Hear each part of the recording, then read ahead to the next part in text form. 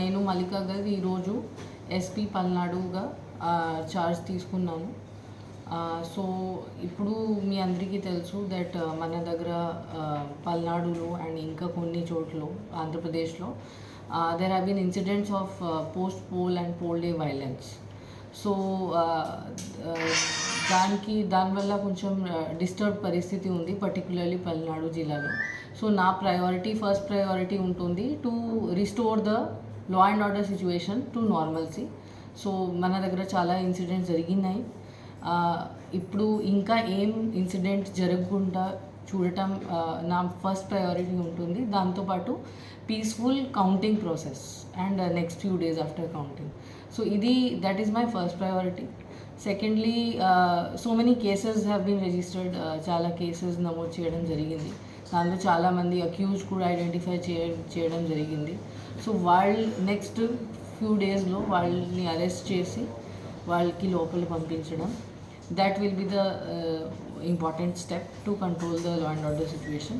దాంతోపాటు ఇంకా trouble mongers ఎవరు ఉన్నారు, మనకి ట్రబుల్సమ్ విలేజెస్ ఏమున్నాయి, దాని మీద గట్టిగా సర్వేలెన్స్ పెట్టడం, ప్లస్ మనకి చాలా ఫోర్స్ కూడా ఇవ్వడం జరిగింది పైనుంచి. అండ్ సెక్షన్ 144 కూడా అమల్లో ఉంది. సో అది గట్టిగా ఎన్ఫోర్స్ చేయడం, so that no untoward incidents take place. So that is my main priority. And my request to all political persons, candidates, political parties and public, na main request ఇది ఉంటుంది that మీరు law and order the rule of law the పాలన చేయాలి.